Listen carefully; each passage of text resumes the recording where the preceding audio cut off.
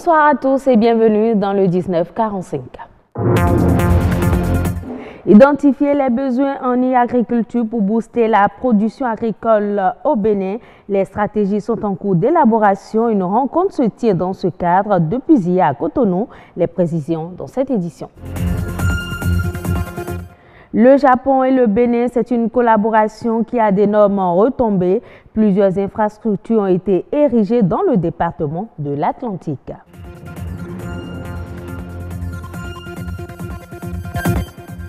Faire reculer les maladies cardiovasculaires par la marche, les femmes du ministère de la fonction publique ont parcouru quelques kilomètres pour améliorer leurs conditions physiques et brûler plus de calories.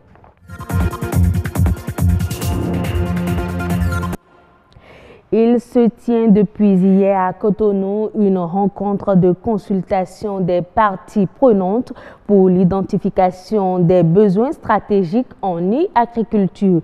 La rencontre vise l'introduction du numérique dans tous les secteurs de l'agriculture pour en faire un puissant levier pour la transformation digitale du monde agricole. Bénédicte Kposso, Ulvaïs Balogo. Comment accompagner les acteurs du monde agricole à entrer dans l'ère de la smart agriculture? Ce concept, plus connu sous le vocable e-agriculture, est aujourd'hui une nécessité pour assurer la rentabilité des exploitations agricoles et améliorer les revenus des acteurs. C'est vraiment pouvoir donner l'occasion à l'accès à la bonne information au bon moment, au bon temps. Juste le fait d'envoyer des SMS ou des messages vocaux aux agriculteurs et à toutes les parties prenantes. Ça peut être par des applications un peu plus avancées dans le domaine de conseil agricole, le domaine de prise de décision, de la détection des maladies de plantes et d'animaux. Ça peut aussi faciliter effectivement toute la question de traçabilité des produits pour garantir la qualité des produits-là et leur provenance, ce qui peut avoir un impact clé sur l'exportation par exemple. Il s'agit donc de créer une communauté au sein de laquelle on échange des informations, des idées et des ressources liées à l'utilisation des technologies de l'information et de la communication au service de l'agriculture durable et du développement rural. De façon pratique, à notre niveau, c'est de faire les meilleurs choix possibles au niveau des différentes applications du e-agriculture, telles qu'on a parlé du conseil agricole et de la vulgarisation, c'est-à-dire comment faire parvenir aux producteurs les différents itinéraires techniques agricoles. Là, on peut solliciter l'apport des technologies pour leur faire parvenir le message sans qu'il y ait un contact physique. Vous voyez donc à travers des dispositifs de call center, de SMS vocal, même en langue nationale, on peut faire enregistrer des messages techniques en langue nationale qu'on fait parvenir à un producteur pourvu qu'il ait juste un téléphone basique. Procéder à une utilisation innovante de la technologie dans le secteur primaire va donc permettre d'accroître la productivité agricole et de renforcer la chaîne de valeur. Le Japon passe en revue avec les journalistes certaines de ses réalisations au Bénin. À travers une tournée dans le département de l'Atlantique, les hommes des médias ont pu toucher du doigt quelques fruits de la coopération bénino-japonaise. Enoch Humpati, oui, c'est cela, ça va. Des salles de classe de fortune cèdent définitivement place à 2 modules de 4 salles flambant neufs, chacun entièrement équipé de tables-bancs et d'un bloc de latrines. Nous sommes ici au Collège d'enseignement général 2 de Glodjigbe, première étape de cette visite de terrain des réalisations du Japon au Bénin. Un don estimé à 92 millions de francs CFA. Il entre dans le cadre de dons aux micro-projets locaux contribuant à la sécurité humaine. Je me rappelle bien qu'il y a de cela 1 an, les conditions dans lesquelles nous travaillons, c'était très pénible. On travaillait même à longueur de journée sous les arbres, en plein soleil. Mais avec l'arrivée des 2 modules de 4 classes, en plus des latrines, ça nous a un peu soulagés. Donc je remercie très sincèrement le peuple japonais pour ce don. Et je prie que vous ne nous oubliez jamais. Je peux vous dire qu'actuellement, nous sommes en passe d'obtenir l'autorisation d'être centre d'examen pour le BPC. C'est l'occasion de dire encore une fois merci. Merci au peuple japonais, merci à l'ambassade qui nous est venu en aide. Cap ensuite mis sur le centre de santé de Tangbo-Djevier. Ici, C'est une jeune infirmière volontaire d'un des programmes initiés par le Japon qui renforce l'équipe en place. En 18 mois, Narumi Watanabe a su imprimer sa marque. Elle a mis sur pied un système de travail dénommé les 5 S, séparer, systématiser, salubrité, standardiser et se discipliner. Objectif, améliorer le système de soins dans cette localité. Avec le Japon, pas d'éléphant blanc. L'hôpital de zone d'Alada Tofose en est une illustration. Inauguré le 24 août 2018, il a effectivement démarré ses services le 20 août 2018. Cet hôpital dessert 3 communes avec une population estimée à 398 949 habitants en 2019. Outre les populations des communes d'Alada, de Tofo et de Zé, l'hôpital reçoit également celles des communes limitrophes. La visite de cet hôpital a non seulement permis aux journalistes de faire le tour des spécialités, entre autres la gynécologie obstétrique, la pédiatrie, la neurologie, la stomatologie, mais d'avoir aussi une idée des performances déjà enregistrées en quelques mois seulement de fonctionnement.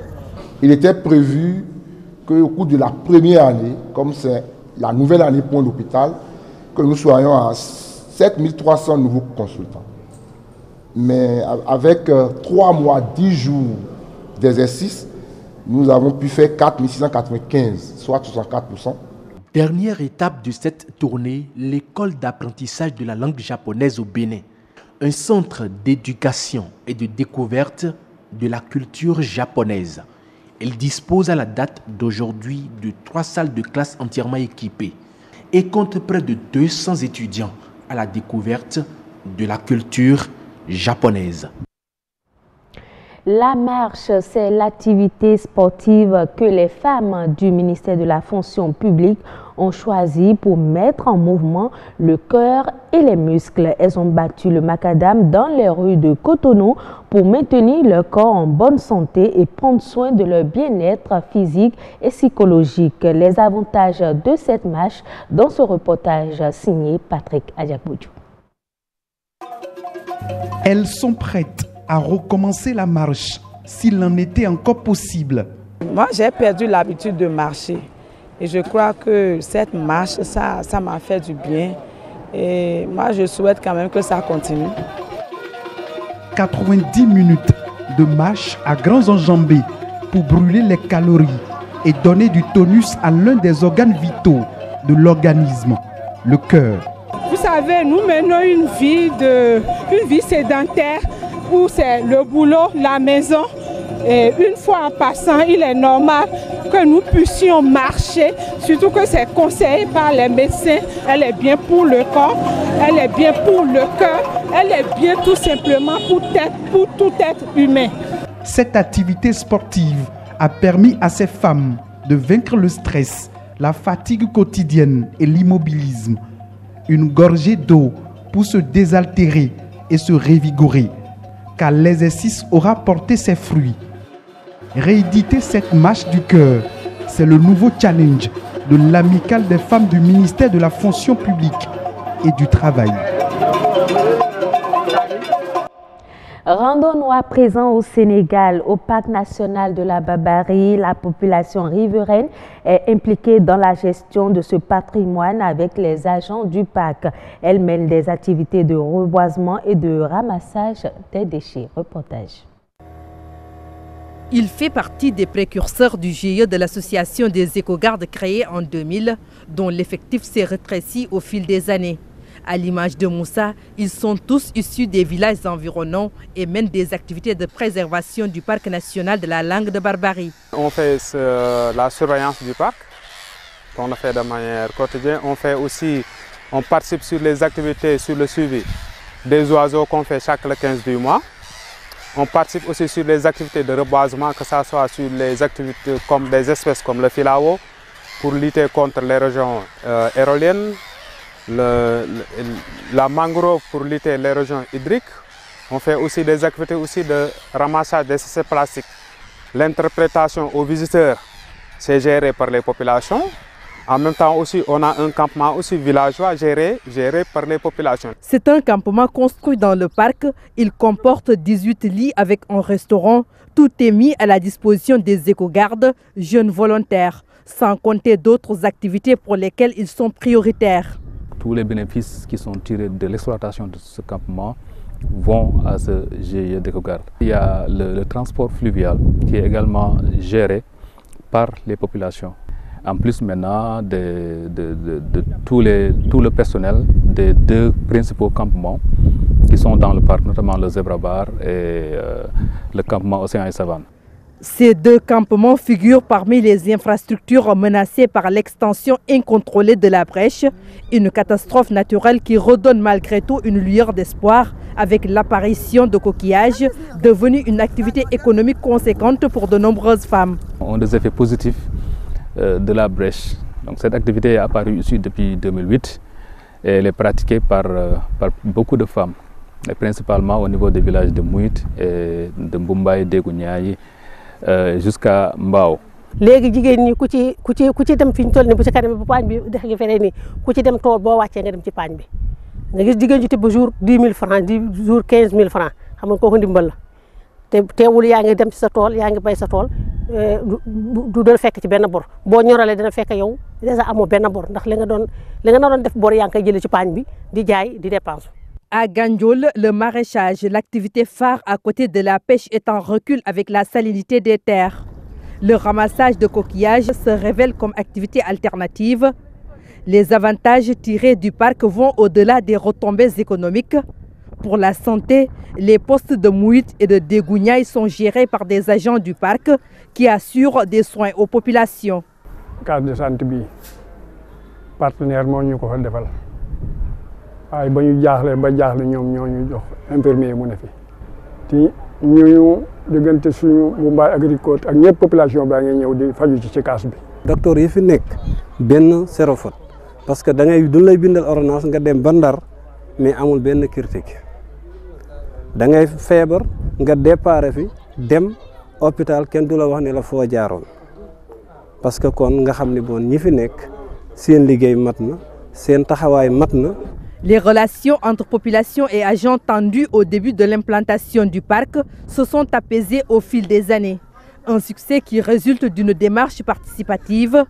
Le parc national de la Langue de Barbarie fait aujourd'hui l'objet d'une exploitation rationnelle et durable. Ce sera tout pour cette édition. Merci de l'avoir suivi. À demain.